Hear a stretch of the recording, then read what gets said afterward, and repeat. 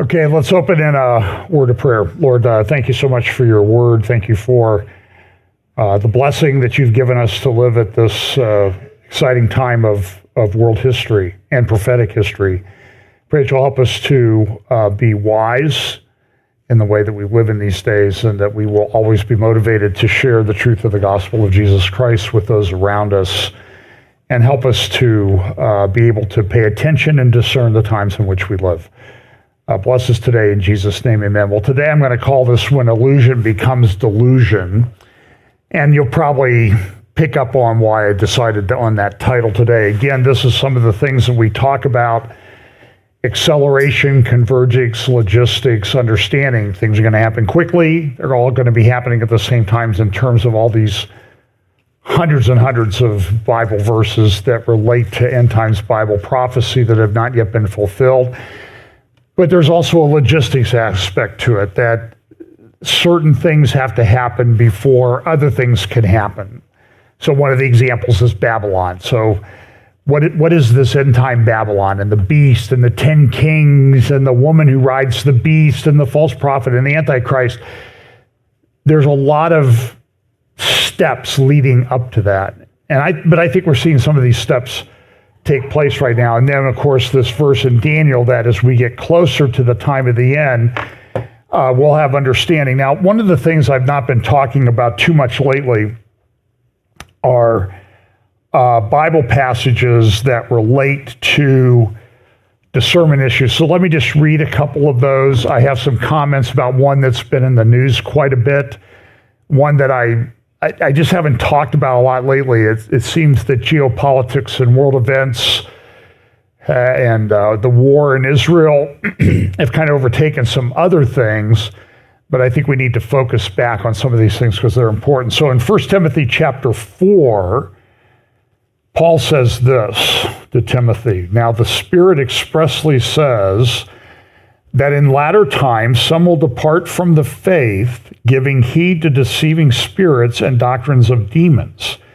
speaking lies and hypocrisy, having their own conscience seared with a hot iron, forbidding to marry and commanding to abstain from foods which God created to be received with thanksgiving by those who believe and know the truth." And this seems to be within the church, not just Davos, abstaining from certain foods. Don't eat meat, but eat bugs, I guess is the best way to say that. "For every creature of God is good, and nothing is to be refused if it is received with thanksgiving, for it is sanctified by the word of God in prayer."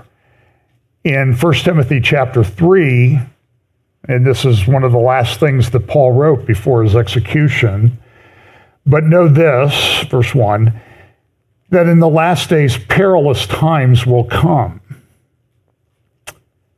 Do we live in those times? It sure seems like it. "For men will be lovers of themselves, lovers of money, boasters, proud, blasphemers, disobedient to parents, unthankful, unholy, unloving, unforgiving, slanderers, without self-control, brutal, despisers of good, traitors, headstrong, haughty, lovers of pleasure rather than lovers of God, having a form of godliness but denying its power. And from such people turn away. For of this sort are those who creep into households and make captives of gullible women, loaded down with sins, led away by various lusts, always learning and never able to come to the knowledge of the truth. Now, as Jannes and Jambres resisted Moses, so do these also resist the truth. Men of corrupt minds disapprove concerning the faith, but they will progress no further, for their folly will be manifest as to all, as theirs also was." Now, over the past probably 6 months, there's been scandal, investigation, charges, countercharges, admissions, denials about the International House of Prayer ministry in Kansas City, suburbs of Kansas City, the head of which is a guy named Mike Bickle. They've long touted themselves, we have 24-hour prayer, We have 20,000 staff or leaders around the world that have been trained in our ministry school. But now a lot of charges have been made about Mike Bickle and things involving women. I've long been concerned about that, I'll use the scare quotes thing for ministry there in Kansas City. Part of that comes about, let me just give you a sort of my own personal historical context. When I went to Grace College in, I guess it would be 51 years ago. Actually, it was 50 years ago last month that Pam and I met. So I was a sophomore then. So sorry I missed that anniversary, dear. But we haven't had our 50th anniversary of our first date yet. And I'll probably forget that because it's coming up. But at least I mentioned it. So I think that gets me off the hook, right? In the community there in Winona Lake, Indiana, where Grace College and Seminary is located, the Lake Country of northeastern Indiana, fairly rural area. I think back in those days, Warsaw was maybe 15,000 people in Warsaw and 20,000 people in the county, and even less people in some of the surrounding counties. There was a church, fellowship, assembly, I don't know what they called themselves, started by Hobart Freeman, who had been a professor of Old Testament for a short time at Grace Seminary, but it was clear there were some problems, and so he was terminated. It was called Glory Barn Faith Assembly. And back in the 70s and 80s, it was, if you remember church sizes back in those days, there weren't a lot of these. There were some churches that were a couple thousand, maybe a little bit more, but it was pretty rare. You certainly didn't have these churches now that claim to have 25,000, 40,000, 10,000. That was not the norm back then. And so in a rural county, for this church to be drawing 2,000 or more people every week to their meetings was very influential. It was very hard to live your life in Winona Lake and Warsaw, Indiana, without running into people from Glory Barn. And I worked with one of the people who came into the leadership of Glory Barn. They were an extreme word faith cult. They believed that it was a sin to go to the doctor. They believed that it was a sin to attend at the birth of a child. The guy that I worked with, his wife was a nurse. She eventually lost her license because she would be at these births, but they wouldn't do anything. They just believed that it was a sin and lack of faith if you intervened in any way. And that led to some rather ludicrous things. There was a guy running around town who had no finger. Well, he was missing a finger, but he said, I have a finger. It's a faith finger. People I worked with were nearsighted. They said, I've been healed of my nearsightedness, and then they would almost take your head off in the factory because they didn't see you. But I've been healed. I don't need my glasses. Well, I think you do. Well, I believe that I've been healed. And so there were eventually, I think the toll was about 91 people died within the Glory Barn for not seeking medical care. There were at least 8, 9, 10 children that died at childbirth. And then a lot of times they would lay like the child's body on an altar and pray for a number of days for the child to come back to life, which never happened. Hobart Freeman himself was eventually charged with, I don't know if he was charged with fraud or something. And I remember one of the last scenes I saw of him was a news video of him being carried into the courthouse shortly before he died at the age of 61 or 62. He had untreated diabetes, developed gangrene, and could not walk.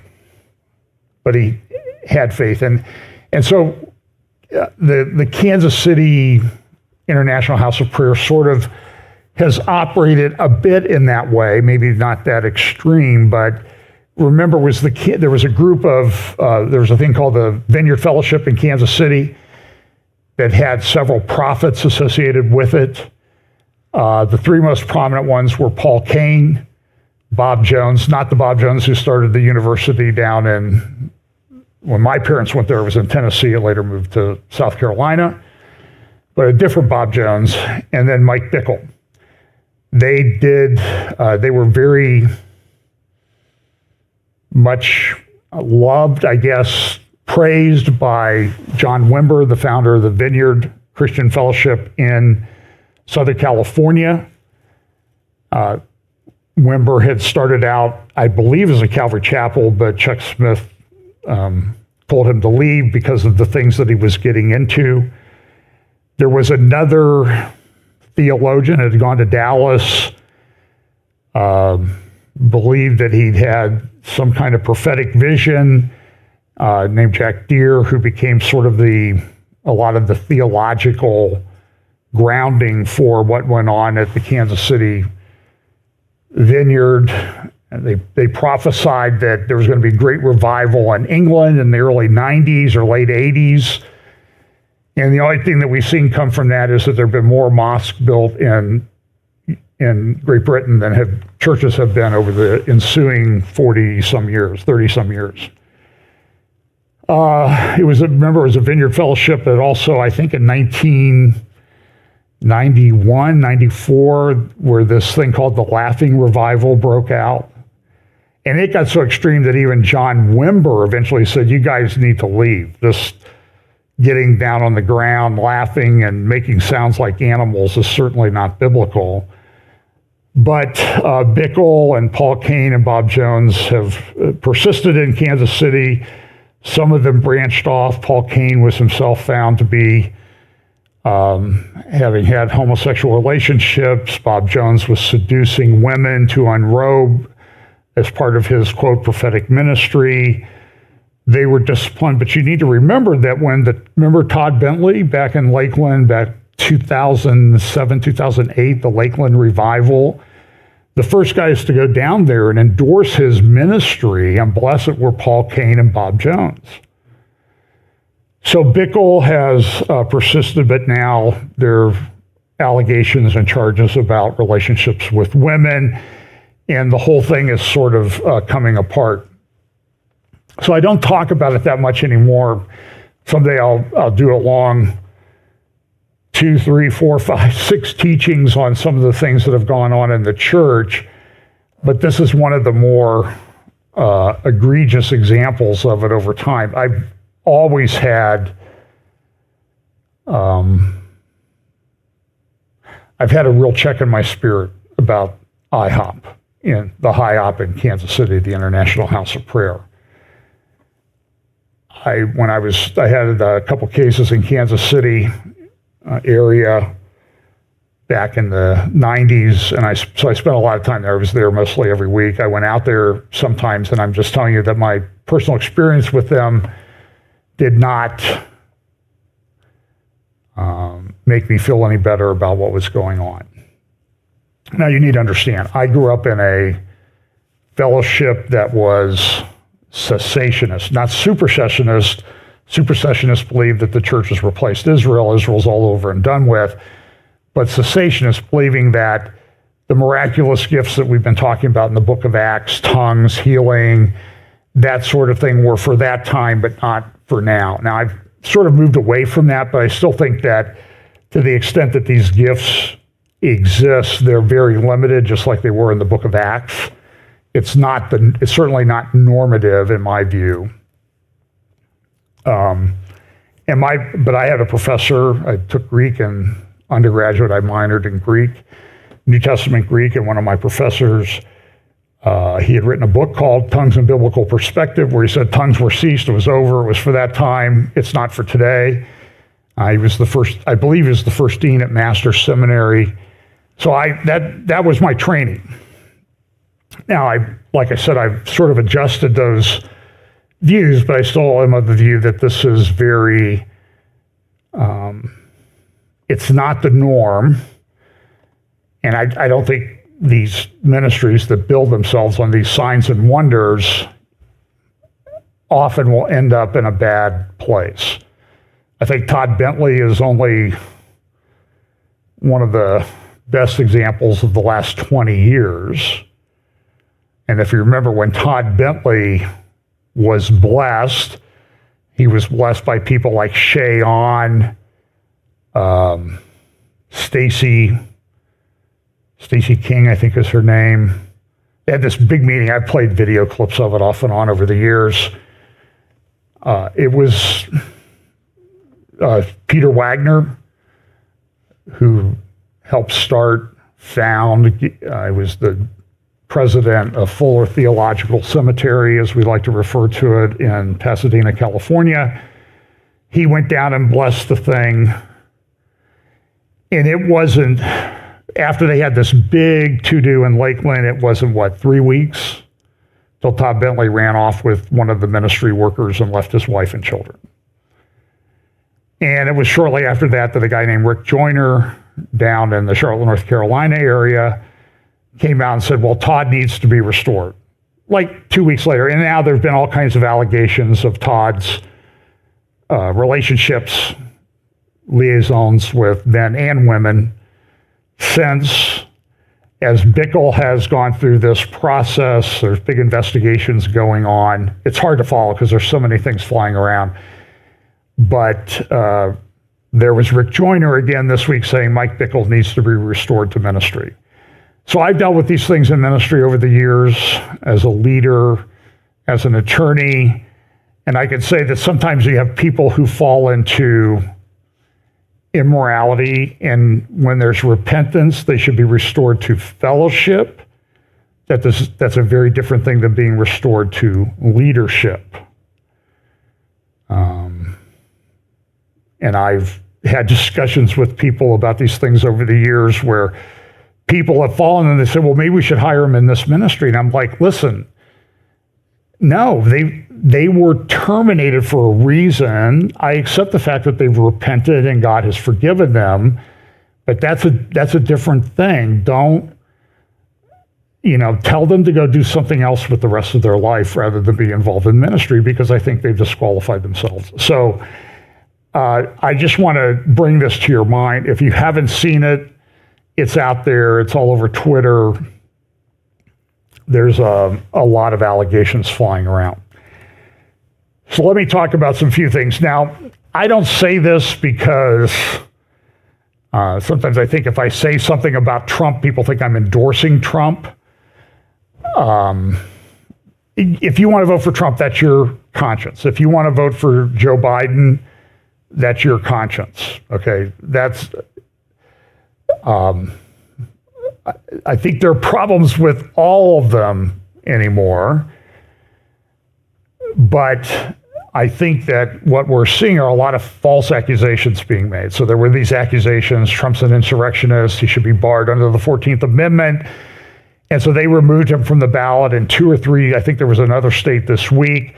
But the Supreme Court came out, and with the divided Supreme Court we have, there was a 9-0 decision, which is like unheard of in today's Supreme Court, saying that Trump should be kept on the ballot, that if he's going to be removed from the ballot, Congress has to act. At least, I think 6 of the justices or 5 of the justices said Congress needs to do some kind of statute that he can be tried under, convicted, lose the appeals, then you could remove him from the ballot as a insurrectionist, but it has to be proven in court first, not these kangaroo court type things that have sprung up around the country. But I think it's indicative of if you haven't noticed yet, we live in a very divided society, morally and politically. And I think with a speech, and I'm going to give you forewarning, I've got a couple 2-minute clips of the State of the Union speech from the other. Now, I think you need to listen to it because it's important, because it relates to important things that are related to Bible prophecy. And I don't want to be accused of misquoting the president or anything like that. So I do have a few clips because they do relate to Israel. We think Israel's very important here, especially with what's going on. So those are coming up. So when they start, if you want to fast forward through the video, they'll be about 2 minutes each, I think. But I think they're significant and important. So Trump's back on the ballot, but everybody's having elections this year. And if you think it's divisive here, it's divisive all over the place. And there's a lot of places that people thought, I hear from friends who've moved to other countries, and they say, look, I don't go anywhere right now unless I absolutely have to, because I just don't feel that it's safe in my country. And they wouldn't have said that 3 years ago, 2 years ago, 1 year ago. So this is part of this end times thing that we talk about, wars and rumors of wars and ethnic groups against ethnic groups. And it's getting bad. And you'll see some examples of that today. And politicians make bad decisions. So let me clarify this so everything is very clear. I made some truthful derogatory remarks about Oregon. And people are in the comments, oh, you slandered all the good people in Oregon. There are good people in Oregon. There are good people in Israel. I'm sure there are good people in Gaza, okay? So you're allowed to make generalizations. That's how we have discussions and arguments and that type of thing. So if I say something bad to Oregon, it doesn't mean that I think everybody that lives in Oregon is some kind of apostate on their way to hell person. That's just not true. But the politicians that control things probably are. So one of the decisions made in Oregon was they decriminalized a lot of drug possession and usage. Well, what do you think has happened? It's destroying the cities. And listen, it's mostly the cities. That's where the population is. So the people in rural areas, they're fine. They live good lives and everything. But in the cities, they've overdose deaths have risen 75% from 2020 to 2022. It didn't work. And so now the politicians are scrambling like, well, maybe we need to roll this back a little bit. So this is an editorial from the Wall Street Journal the other day. We have things that happen in the world where people have this illusion that they're doing this great thing. I read this morning, don't have any quotes from him, rest assured, or stay calm. John Kerry feels very frustrated. I mean, people criticize him for flying in a private jet and that type of thing. But he has this thing about climate. And they believe they're going to completely change the world about everything. So here's an editorial in the Wall Street Journal the other day by Holman Jenkins of the Wall Street Journal editorial board saying GM doesn't tell you the truth about electric vehicles. Look at what's happening to GM. I saw this company that's got an electric truck coming out, Rivian, is that the name of it? They're really not going to be even hitting the market until 2028 or 2029 with some of their vehicles. And so it has this chart in the article that I read, I think it was in the Wall Street Journal, about, okay, their path to profitability, and they're going to lose billions of dollars before they ever make a dime.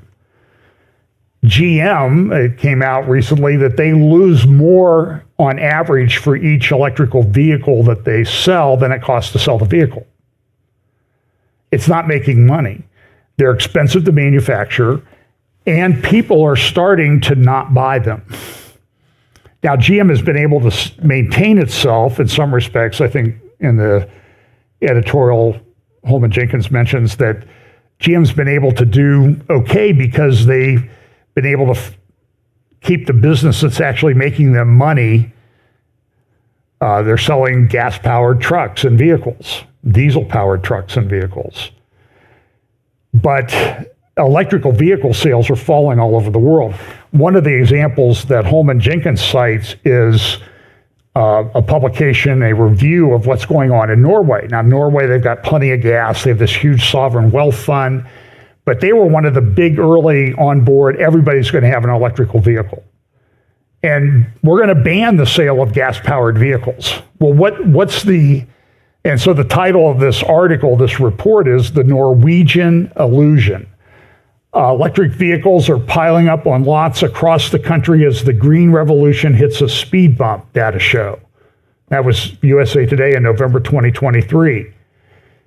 Bloomberg said this in January 2024 about Hertz selling off their electric vehicles. When I was at Scotland last year, there were a lot of electric vehicles for rent as opposed to gas vehicles, but the electric vehicles had a range of like 125 miles, which is not what you want to spend your time on vacation or traveling is sitting at a charger to get the thing charged. So here's what Hertz Global Holdings announced Thursday, that it planned to cut 1/3 of its global electrical vehicle fleet over the year. Following the announcement, Hertz CEO Stephen Scher suggested the road to electrification could be bumpier than anticipated. In this report, it says, our research shows that EVs will struggle to achieve widespread adoption despite massive subsidies and the growing threat of outright internal combustion engine bans. After carefully studying the history of energy, we have yet to find an example where a new technology with inferior energy efficiency has replaced an existing more efficient one. What's the translation? Electric cars are not as efficient as gas-powered ones. The internal combustion engine is a miracle of modern technology. Electrical vehicles, it costs, you may save some, I laugh, I remember this, I was driving in Colorado one afternoon, and a guy goes by me in a Tesla, and it says on the license plate, I emit zero. And I thought, my initial reaction was, how could somebody so idiotic afford a car that expensive? Because it does, because the carbon emissions in manufacturing and mining these things far exceeds that for gas-powered vehicles. And you know, if you've been around as long as I have, and I can see some of you have, cars are much better now than they were. Remember, we bought our first car when we were engaged, and it was a Chevy, and a year and 4 months after we bought it, the tailpipe fell off because it had rusted through. I haven't had a rust spot on a car in, 30 years. They make them much better. And that's fine. So here in this report, they say our claim is controversial. Most pundits insist EVs are far more efficient. We believe that the internal combustion engine is clearly the winner once the energetic costs of both the battery and the renewable power required to make carbon-free EVs are considered. And so what they found is that even in Norway, where there's all kinds of subsidies, billions of dollars of subsidies to get people to buy them, and then they further subsidize it with sort of an off-the-books, you can park free when you go downtown. You can park free when you go to the courthouse. You can park free when you go to the state agency. And all you stupid people are still driving gas cars. You're going to have to pay for parking, but the EV people can park for free, but nobody ever factors that cost in. Because there's a cost to that. There's a reduction in revenue for these agencies. And so what they found in Norway is, despite this push, in fact, what they found is that internal combustion engine cars have increased in the double digits sales over the past years because people will have their car to drive to work or someplace close, but if they want to go on holiday, they drive a gas car because they don't want to put up with the hassle. And so gas vehicles are up like 38% or something like that, sales. And all the people like John Kerry's of the world who have the illusion that, this is going to be great, it's going to be fine, this will save the planet, their delusion is being exposed. Okay? When illusion becomes delusion. That's the title. Instead of serving as a model, Norway's program should warn of the unintended consequences of large-scale electrical vehicle penetration, particularly when consumers purchase an EV in addition to an internal combustion issues. EVs will be more efficient and more carbon-free once renewables replace coal and natural gas. Our analysis, unpopular and controversial, suggests the opposite. Ooh. So that's one area where the illusion that we're so friendly to the environment is really a delusion. What can we say? Another thing, too, is the people who claim that they're protecting society by restricting speech. And listen, there's a lot of speech that I don't like. But I'm a free speech guy because I know when they shut down other people, they're going to shut down the Christians, are going to be one of their primary targets. And one of the places where this is happening in Canada, Canada currently has in their criminal code some hate crimes. Here's one: willful promotion of hatred. Everyone who by communicating statements other than in private conversation willfully promotes hatred against any identifiable group. I would say any identifiable group except Christians probably. An indictable offense and is liable to imprisonment for a term not exceeding 2 years. Now there are defenses. There's a defense in the Canadian statute to this charge of a hate crime. So it says here, no person shall be convicted of an offense under subsection 2, part A, if he establishes that the statements communicated were true, or B, and there's a number of other parts, but I'm just focusing on A, B, if in good faith the person expressed or attempted to establish by an argument an opinion on a religious subject or an opinion based on a belief in a religious text. That's a defense to a charge of a hate crime in Canada. And there's also one, so here you see there's a defense. And then there's also willful promotion of anti-Semitism. Anyone who willfully promotes anti-Semitism by condoning, denying, or downplaying the Holocaust, you can be charged with a hate crime. And again, there is a defense there that if you're basing it on a religious text, that's a defense. Now, a new law has been proposed in Canada, Bill C-367, and here's what it says in the summary. This enactment amends the criminal code to eliminate as a defense against willful promotion of hatred or anti-Semitism the fact that a person in good faith expressed it or attempted to establish by an argument an opinion on a religious subject or an opinion based on a belief in a religious text. So, and it's proposed by people who have things in their name like the Liberal Party. But they're totalitarians. Justin Trudeau and his party, they want to do that. And so here's what it says in the proposed law. Paragraph 319.3b or 319 3.1b of the Act is repealed. That's what they want to do.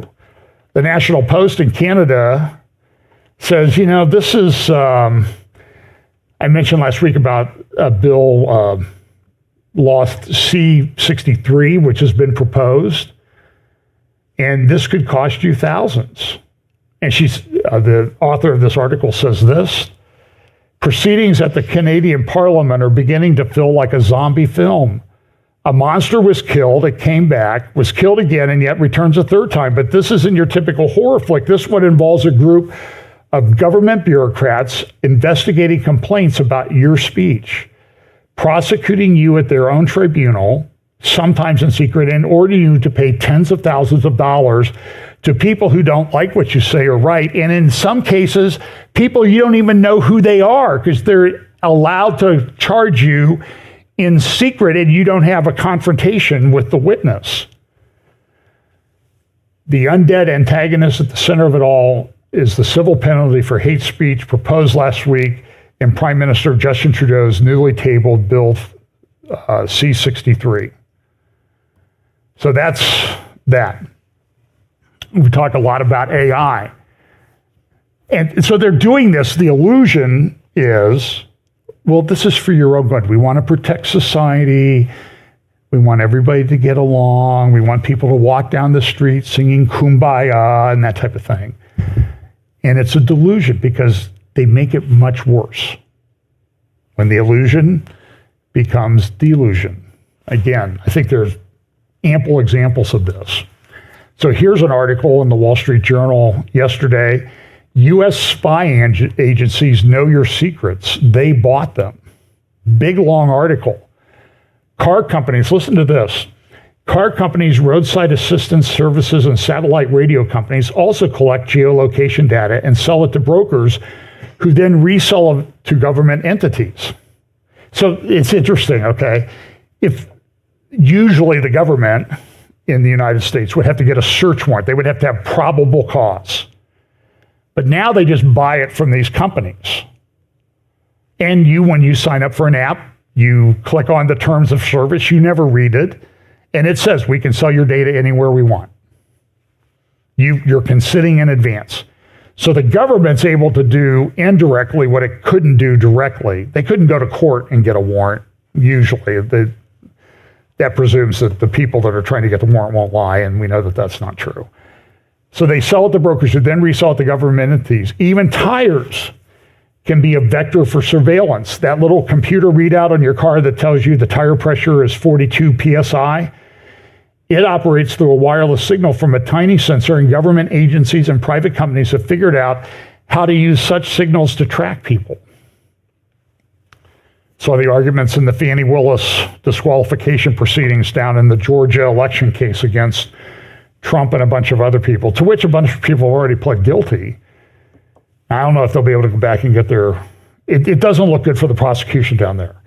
But they were able to get some data, but they couldn't get the phone-specific data, the attorney argued, but said, we can already tell there were like 12,000 texts between Fannie Willis and her paramour. Now, they don't know what was in those texts, but they were able to track where they were, or the general location where they were. Understand, too, that probably was done by Hamas and Iran and other people to track how people were moving through the kibbutzim in Israel. They could even tell, I saw good analysis on this, they could even tell which doors were locked or unlocked within the kibbutz. Because they could tell how not having phone-specific data, but having the general cloud of people moving through, they could see where people stopped to unlock the door. So they knew which doors to go to that were unlocked, or how people moved through the gates, or what people were doing and how they were populating the bases along the Gaza border, and whether they killed 300 and some IDF soldiers. In one town they went in, they killed 25 policemen right at the beginning of everything. So understand that this AI and computer stuff is allowing tracking like nobody's business. I saw something from our utility the other day. You're worse than 90% of your neighbors in the way you use energy at your house. Okay. So maybe you want to look at that. Somebody else sent me a note, said that she had received something from her bank that they had analyzed her credit card and said, you're spending too much on non-essentials.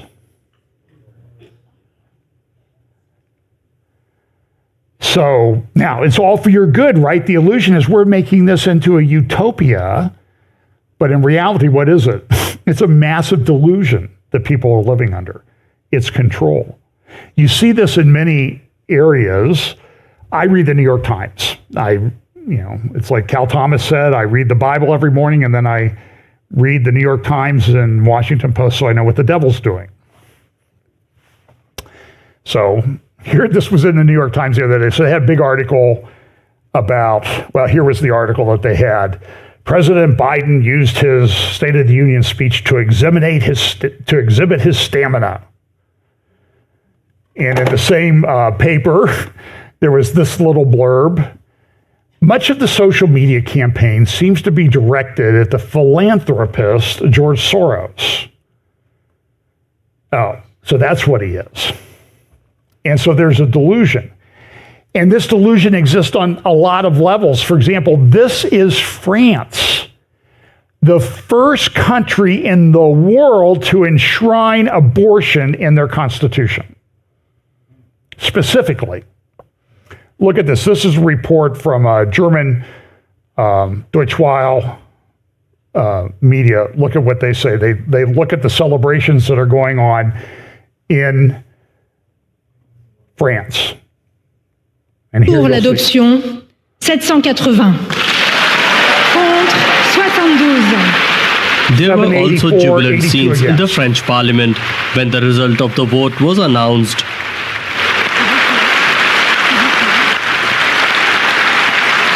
By a margin of 780 to 72, lawmakers from across the political spectrum made France the only country in the world to explicitly enshrine access to abortion in its constitution. Notre vote aujourd'hui. With our vote today, we recognize the fundamental human right of abortion because the threat of regression is weighing heavy on women, because the right to abortion always reappears on the list of things the extreme right wants to attack. It is very moving to see such a fundamental liberty written into the Constitution. It will make us feel more recognized and protected. It's historical. We are all, as you see, very happy. And for us, it's a fundamental right. And it has to be in the Constitution because you can always change the law. So there you go. Listen, my view, they're applauding their own destruction.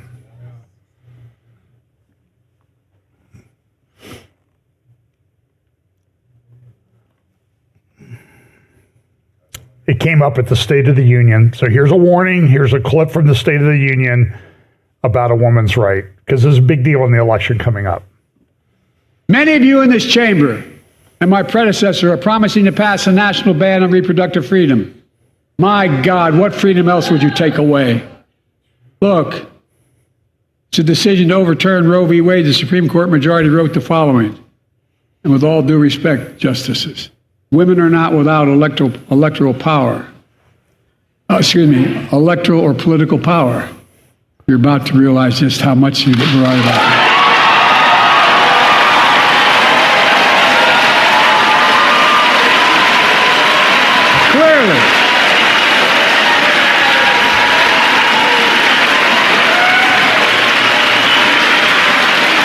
Clearly. Those bragging about overturning Roe v. Wade have no clue about the power of women. But they found out when reproductive freedom was on the ballot. We won in 2022 and 2020, and we'll win again in 2024.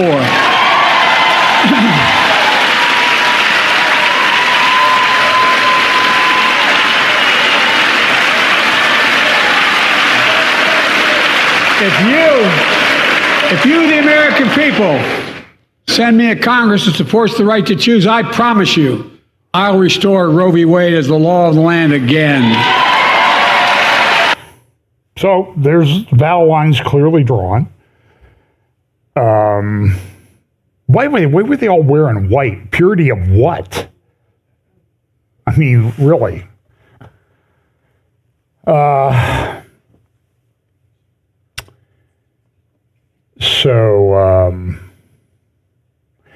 I'll talk about this in a moment. Israel, a report came out from the UN about claims of rape and sexual abuse in the invasion from Gaza. And it's been I see people all over the right saying, oh, it never happened. They never attacked anybody who was a civilian. It's the lies that I see are just absolutely off the charts. It's troubling. And sometimes these are people who I think do a good job on some other issues. But on this one, they're under an illusion that Hamas is okay. And it's a big delusion, again. In London, Jonathan Spire, who I interviewed last week, he's in the UK right now, and he was posting about the protests that go on in London all the time against Israel that are pro-Palestinian, pro-Hamas.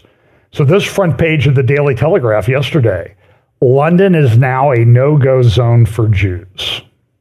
London, central London. One of the ministers in the UK government has said extremist acts have been normalized in Britain. This government must move faster to keep us safe. The Hamas attacks of October 7th will come to redefine our era, he says. Not since 9/11 have extremist networks been as emboldened. Anti-Semitism is skyrocketing, inflammatory and borderline criminal rhetoric widely shared on social media. A sense that the terrorism threat is rising. Protests becoming ever more vociferous, with From the River to the Sea beamed onto the side of Big Ben during a vote on Gaza. Members of parliament more fearful for their safety than ever. The prime minister last week pointed to a shocking increase in extremist disruption and criminality. He was right. Now he needs policies that meet the scale of the challenge. And so they're talking about this. Now, even in the Conservative Party in the UK, they're divided over the definition of extremism because it may bring in trans activists and Christians, traditional Christians, will get caught up in the crackdown on Islamists. And it's a conundrum. So here's a picture of thousands march in London calling for ceasefire as aid heads to Gaza.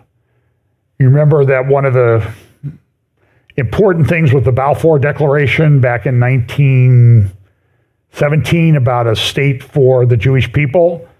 Here's Balfour's painting in a museum in London,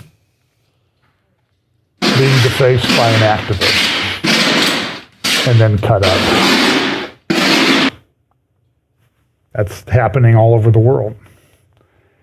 There's a split in the Islamic world. So this is the Tehran Times. They're Shiite, and they have kind of an ideological alliance with Turkey and some of the northern Islamists, saying, the people in Saudi Arabia and the Gulf states, they're not doing their job. They're not doing anything, and so Israel's allowed to commit genocide. Now, the United States has proposed a port in Gaza, and that came up with Biden, and here you can see how this is going to be done. So here is Israel at war with an enemy, and we're going to bring in supplies for the enemy. Now, look, I don't want to see people starve or hurt or anything like that, but Hamas makes things up. They're stealing a lot of the aid coming in. We're dropping it from the air, and one of the parachutes didn't open and killed about 5 people yesterday. So here's a little bit Biden warning from when he talked about Gaza at his State of the Union. It's heartbreaking. I've been working nonstop to establish an immediate ceasefire that would last for 6 weeks to get all the prisoners released, all the hostages released, to get the hostages home and ease the intolerable and humanitarian crisis and build toward an enduring, something more enduring. The United States has been leading international efforts to get more humanitarian assistance to Gaza. Tonight, I'm directing the U.S. military to lead an emergency mission to establish a temporary pier in the Mediterranean on the coast of Gaza that can receive large shipments carrying food, water, medicine, and temporary shelters.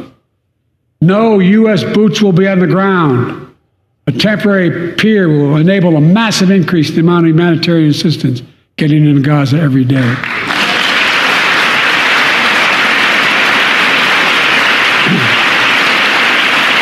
And Israel must do its part. Israel must allow more aid into Gaza to ensure humanitarian workers aren't caught in the crossfire. They're announcing they're going to have a crossing in northern Gaza. The leadership of Israel, I say this: humanitarian assistance cannot be a secondary consideration or a bargaining chip. Protecting and saving innocent lives has to be a priority. As we look to the future, the only real solution to the situation is a two-state solution over time.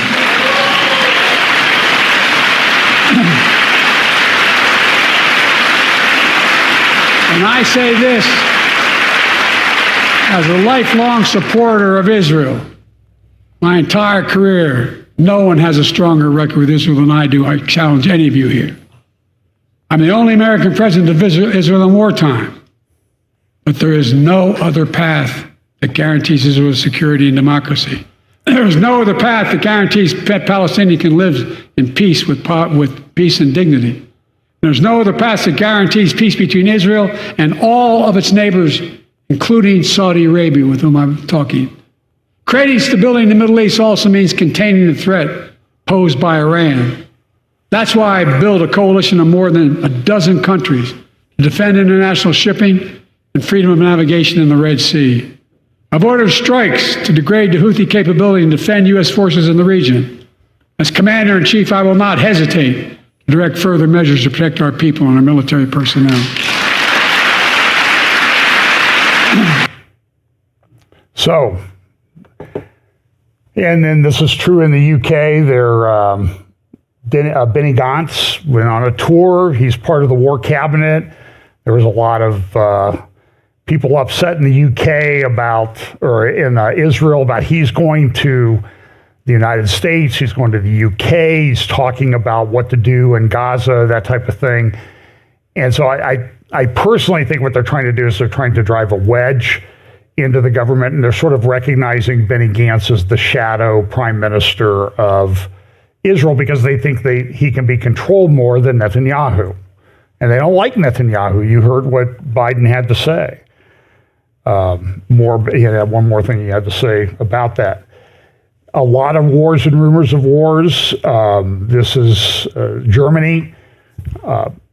There was a scandal. Supposedly a guy was caught on a phone call that the Russians were able to hack into, saying that they were either had given or were thinking about giving targeting information to the Ukrainians. The Russians got upset. Europe is in a pretty sorry state in terms of its military.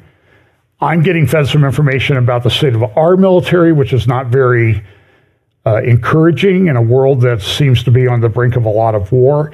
In the New York Times this morning, so there's an editorial from the Times of London showing that, well, we think we're okay because we just stuck our head in the sand or stuck our head inside the tank and we think everything's fine when it's not. So here's this is from the New York Times editorial opinion pages this morning. At the brink. What? A nuclear war. Because they have like 3-page spread inside, confronting a new nuclear age. How did we return to the brink? And then some graphics about, what's the aftermath of a nuclear war look like? What if it happens? And this is one, missiles being fired from one country to another. Now it appears that they're coming from a country in the north, being fired to other points around the globe. And then they have a graphic about what the global nuclear powers are like and about our command center. So listen to the things of wars and rumors of wars. And a lot of people think that, they think Joe Biden has the answer. They think Donald Trump has the answer. And I just think we're on track for some disruptive times. And the times that Jesus said were going to be coming. Now, there was a report from the UN released that seemed to confirm that these attacks, sexual and rape attacks, had taken place. Here's the conclusion. With regards to the hostages, the mission team found clear and convincing information that some hostages taken to Gaza have been subjected to various forms of conflict-related sexual violence and has reasonable grounds to believe that such violence may be ongoing. And I heard somebody from the Hamas leadership today say that, there's 130 hostages. There's pretty good evidence that 50 of them are dead. And then the guy from Hamas today said, really 60 of them are already dead. That's a problem. Brett Stevens at the New York Times, who seemed to be a pretty good, he's Jewish, conservative, wrote, the new rape denialism. National Post in Canada, multiple incidents of sexual violence took place. And people deny it. Now I'm going to play about a 5-minute clip of, and I can't remember her name right off the top of my head. It'll be down in the lower left-hand corner. She used to work for The Forward, a large Jewish publication. She's now the opinion editor for Newsweek magazine. And they had a discussion the other day, you can find it online, about why is the left denying the sexual violence? I mean, I see people on who I thought were thoughtful, saying, "Oh, there was no sexual violence. It's all made up. Israel killed more people than Hamas did on October 7th. And there was nobody who was killed." This is the Hamas line. And this is people who are deluded, I think, believe this. More people, or Hamas never killed a civilian. It was all military targets. Oh, so the babies that live in Kibbutzim in the border area that have been kidnapped or killed, they were military targets. And in their mind, they are military targets, but they're deluded. So here's this conversation. This is about a 5-minute clip. I think it's pretty good. She sort of unpacks wokeness and why this hatred that's coming up. So she's Jewish. I thought it was pretty good. And at the end, she did kind of throw an F-bomb. I edited it out, and I think I got all of them, but I don't know. So I will apologize in advance. I get dozens and dozens of hours of videos, and I try to edit them, so I may have missed it. So here's her comments about what's going on. The scenes from before the festival radiated love and kindness. That 10-second clip of Shani Luke dancing, you watch it and you think, this is what they fought for. And then there's the image of Shani Luke on the back of that truck and the one of her being dragged through the streets of Gaza, thousands cheering and running after her desecrated body. Can you even imagine a starker contrast of good versus evil? It was joy, love, life versus violence, rape, and death. Surely, I thought in my naivete, the left would see themselves reflected in these music-loving young people who looked like they had stepped out of the Haight-Ashbury in the 70s. Surely Noah Argamani begging for her life as the butchers ride off with her would inspire in the left a sense of identification and a corresponding sense of fear and anger. How could it not? Friends, it did not. Leftist women found nothing in their hearts to say about it for months. There was a total failure of the international feminist community to stand up for the Israeli women who had been brutalized by Hamas in a particularly sexual way. Despite the preponderance of evidence, there was a code of silence from the usual suspects. Some would even deny it. YouTube personalities formed what I like to call an "Our Hamas Would Never" brigade to defend the butchers and the rapists from the evidence of their crimes, insisting it was all war propaganda. It goes beyond that to the core of leftist ideology, which is built on a belief system that has erased the difference between right and wrong. Now, this belief system is one you will know well if you have been to a university in the last 40 years, or an American newsroom, or on TikTok, or in a meeting with any cultural institution in America, or any progressive organization, including any liberal Jewish organization, or if you're on the board of a museum, or even in a writer's room in Hollywood. People call it critical race theory or Marxism or social justice. I call it wokeness. Wokeness is when you take a worldview that was once based on the difference between right versus wrong, virtue versus evil, and you replace it with a worldview that does not distinguish between right versus wrong, but instead suggests that the world is built on the primary binary of powerful versus powerless.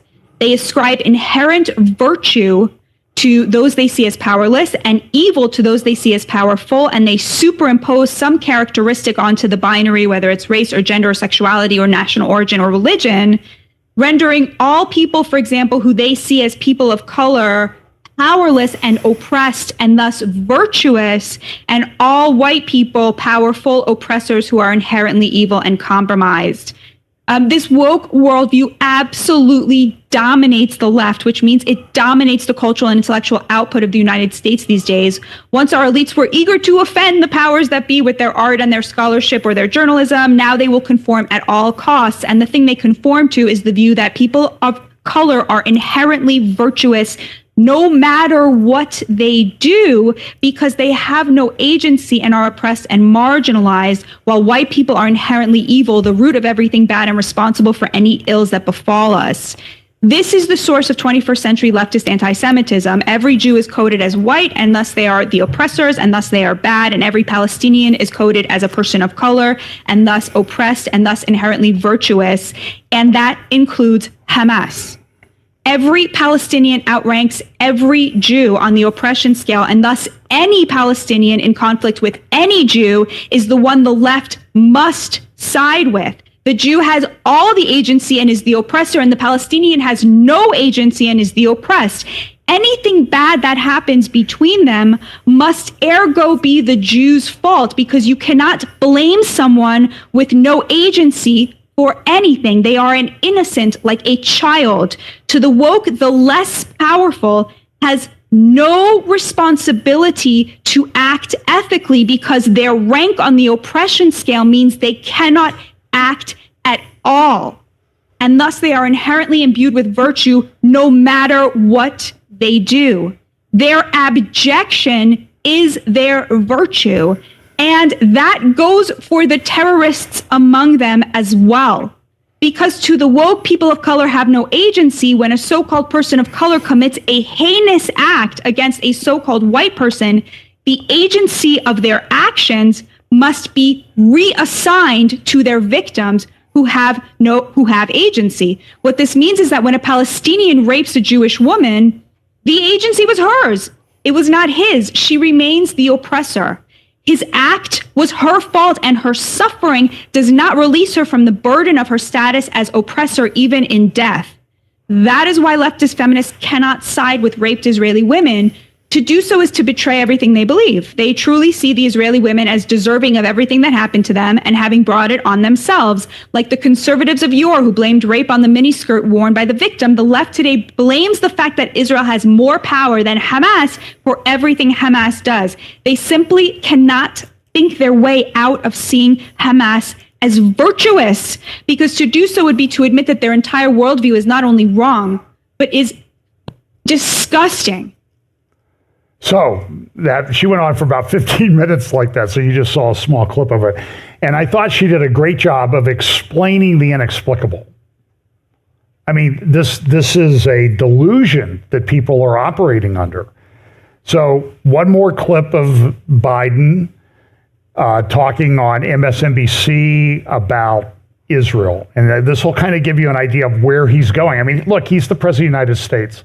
We need to know where he's going, what he's thinking, or what people have told him to think. So here we go. This is MSNBC interview Friday or yesterday. What is your red line with Prime Minister Netanyahu? Do you have a red line? For instance, would invasion of Rafah, which you have urged him not to do, would that be a red line? It is a red line, but I'm never going to leave Israel. The defense of Israel is still critical. So there's no red line. I'm going to cut off all weapons so they don't have the Iron Dome to protect them. They don't have. But there's red lines that if it crosses, you cannot have 30,000 more Palestinians dead as a consequence of going after. There's other ways to deal with the trauma caused by Hamas. And it's like, look, the first time I went over, I sat with them and I sat with the war cabinet. I said, look, don't make the mistake America made. America made a mistake. We went after bin Laden until we got him, but we shouldn't have gone into Ukraine. I mean, we shouldn't have gone into the whole thing in Iraq and Afghanistan. It wasn't necessary. It wasn't necessary. It just caused more problems in the race than it's clearly cured. Yeah, I think he did.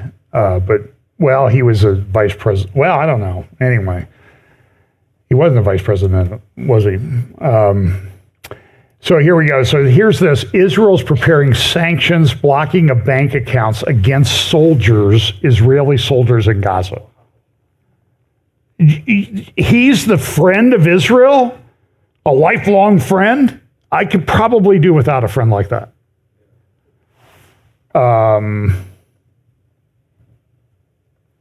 He was, after his speech, he was caught, after the State of the Union, he was caught on hot mic. I think you'll be able to hear this. I'll explain what he says Anyway, so he's talking to one of the senators.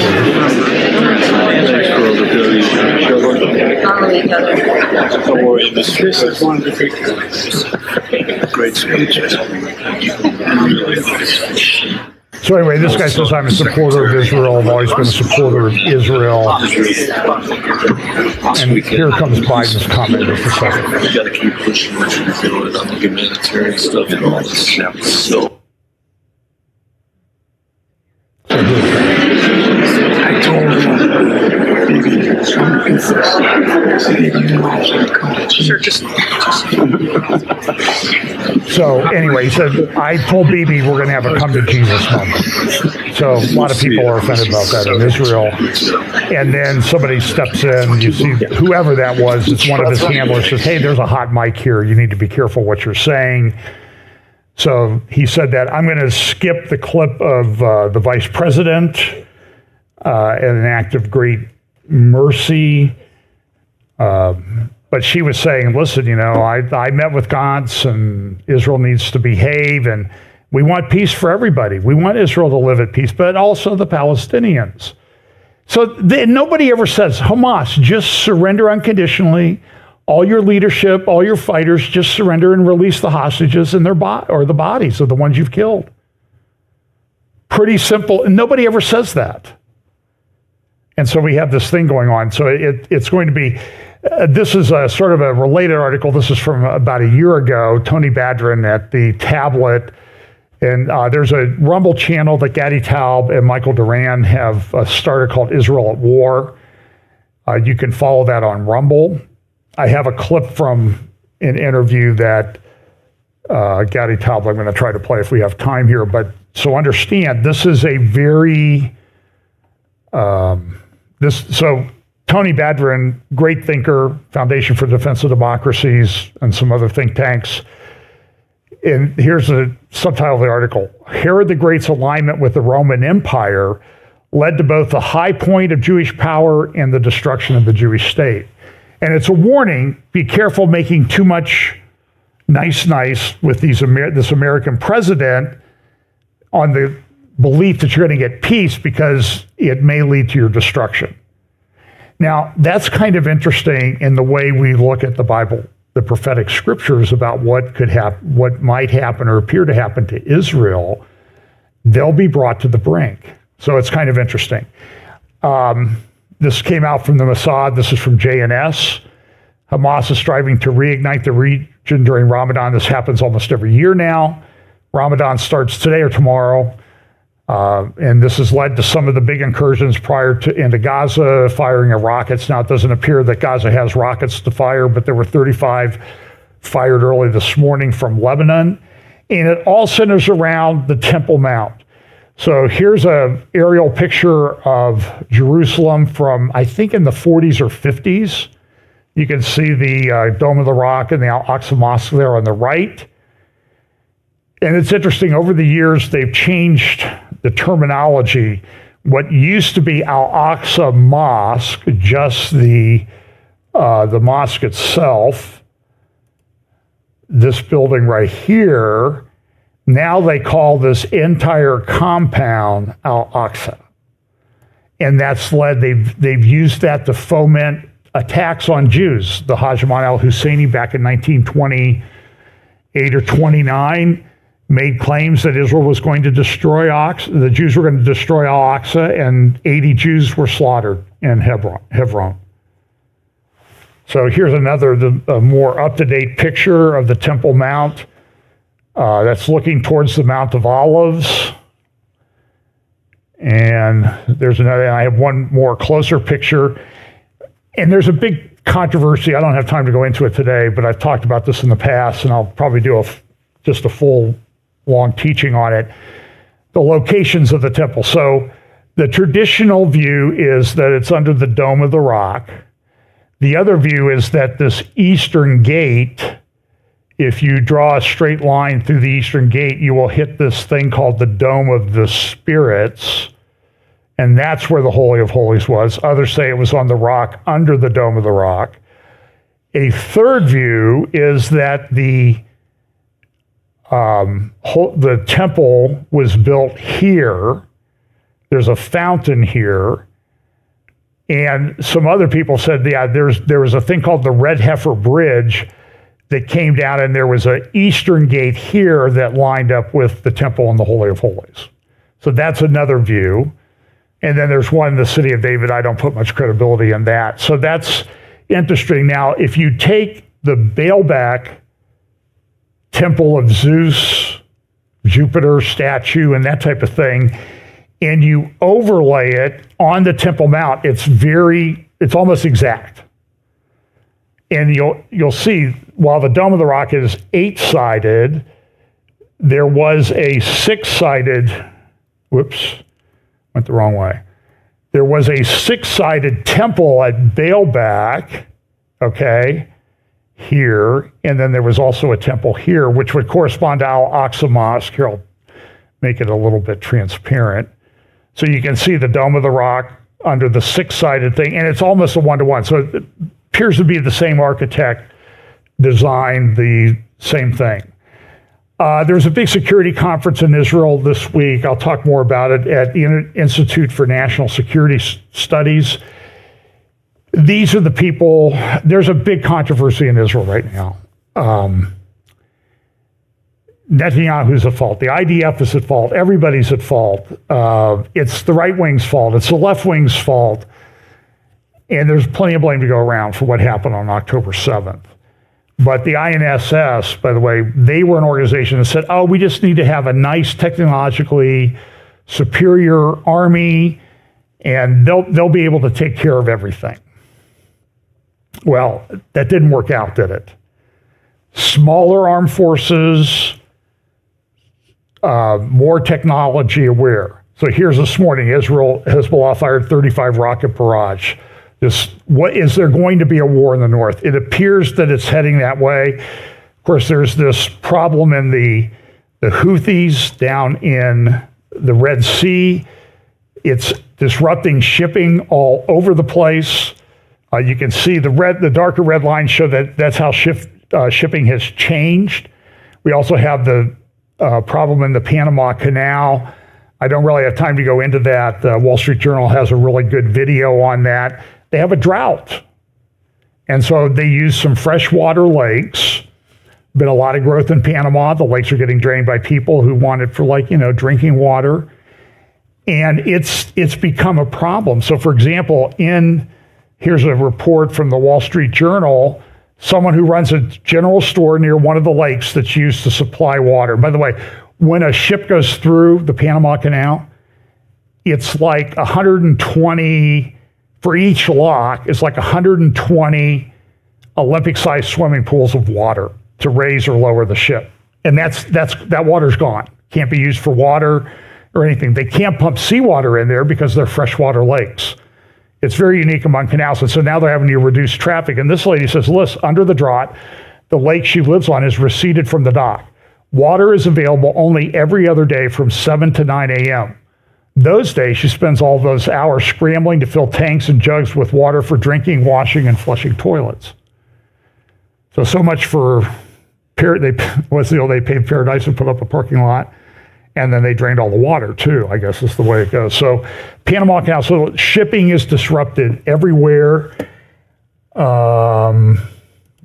Russia's buying drones, making drones, buying drones from Iran. This continues to be a problem. The border area there, that's the blue outline, is Lebanon border. About 60 to 80,000 people have evacuated that area. They can't live there. And the head of Alma wrote a letter to Amos Hochstein, who's out running around. I mean, here's, I think, an article. U.S. envoy Amos Hochstein lands in Lebanon as truce pressure mounts. And so Zarit Zahavi, or one of the other people from him, wrote an open letter to Amos Hochstein that I got a copy of it in an email the other day. It says, Ambassador Hochstein, or Envoy Hochstein, how do you expect us to live with this? What do you expect? I mean, here's just 3 videos side by side of just the other night in northern Israel in the Upper Galilee. That's Iron Dome knocking down these missiles that are fired.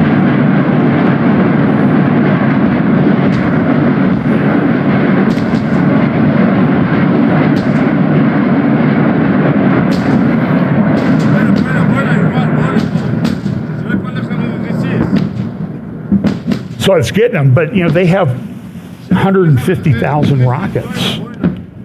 And so these people at INSS, they just don't really understand.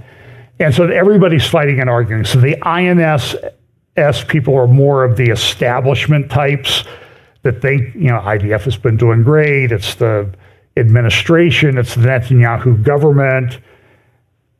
And there's a big controversy in Israel right now. Nobody wants elections, but everybody wants to win the war, then have elections. That's what I think everybody wants. This is a good article from 2006 in the Forward in praise of the double standard, talking about Israel didn't do so great, they didn't think at the time, in the war of 2006, the Second Lebanon War. And what are they going to do this time? And so there's a big controversy about, is Israel able to handle this? So I'm going to jump to this. Hang on.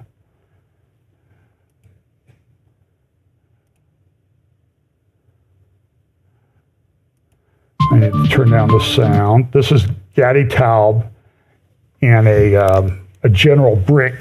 Hang on here. Now, I need to fast forward because you don't want to listen. You don't want me to play all 36 minutes, and it's translated. So the general's talking about the state of tanks and that type of thing. He was a tank commander. He's a retired general, and he's been warning people for years, you're not prepared for a war. We need more people. We need more equipment. And everybody's telling him, just shut up, General. You're retired. Go away. And so this is translated. I went to the outpost 24 hours. I talked to the soldiers. They say they don't have the night vision equipment when they are sitting at the lookout at the post watching at night. They don't look at anything they don't see, so they are on their smartphones. I found out that they do not do exercises for the outpost. I found that Gad Ashkenazi, this chief of staff, he's now in the war cabinet, has a very large force canceled the territorial brigades, which are a reserve in the rear. So what happened was that any company of 70 people in a company outpost on the northern border received a much larger section of scanning from 5 miles to 10 miles. That means they doubled the amount of work, reduced the amount of people, and inside the outpost there were situations where there were 30 people because they went on vacation and the next cycle did not arrive, and they were responsible for 10 miles and nothing happened. Everything was a bluff. I presented this to Avigdor Lieberman, who was the defense minister, and he just goes on for like 40 minutes with Gadi Taub. So go to Israel at War on Rumble, and you can watch this whole thing. Now, this is a translation of Hebrew, and he's saying, listen, we're not ready for war in the north.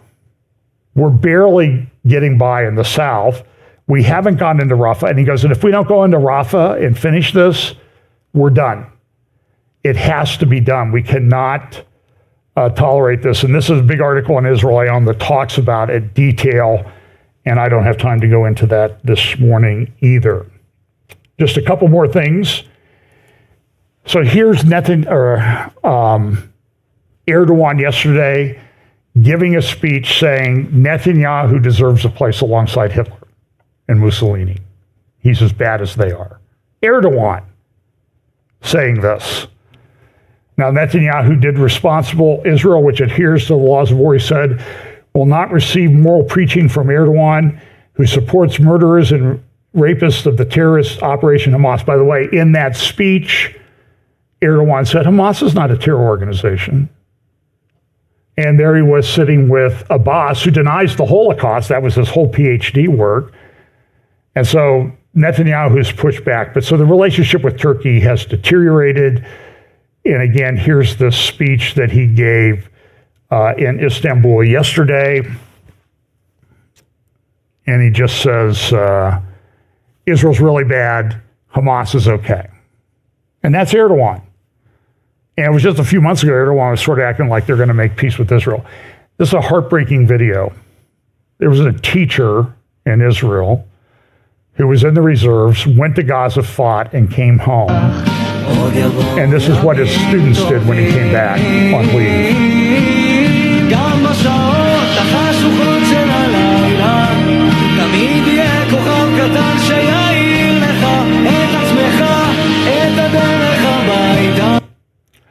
The unfortunate thing is he was killed the other day in Gaza. And there's stories like this all the time. And I'll talk more about the red heifer in the future. Some people say this Passover, they're going to sacrifice a red heifer. They have a few. Some people say, no, it's not. I'm just saying this, let's just wait and see what happens, okay? I think that we shouldn't say it's definitely going to happen, but we should not be saying it's definitely not going to happen. It could happen. I think it's going to happen at some point. So whether it happens in my lifetime or not, I don't know. I'm getting up there. I will say this, it's going to happen in my lifetime, right? I just may be in a different form than I am now when it happens. So I'm counting on that. But it's sort of moving towards that conclusion. So listen, folks, a lot of people living under these illusions, everything is okay, the economy is great, peace is at hand, but it's really a delusion. You get the point of the title. And Jesus said, this is the way things are going to be in the end. So let's pray, and we'll follow up. I think I was supposed to interview Carl Techrib this week with Mike Spalding from Calvary Chapel, Lima. But Carl was not feeling well, so I'll try to reschedule that. And I think I have an upcoming interview at some point. Check my social media with Seth Fransman, my friend Seth from the Jerusalem Post. Maybe this week. I don't know. We'll see what we can get scheduled. So pay attention. By the way, this is just like a little tiny drip in my bucket, out of my bucket of stuff that I collected over this week. And I just think it's going to accelerate and converge even more rapidly than it already was. Let's pray. Lord, thanks so much for your word. Thank you for the blessing of allowing us to live at this great time of prophetic history as we can watch these things unfold, and that you've given us guidelines so that we can understand what is going on. We pray that you'll bless us this week, give us opportunities to share the gospel with those around us, and bless us this week. In Jesus' name, amen.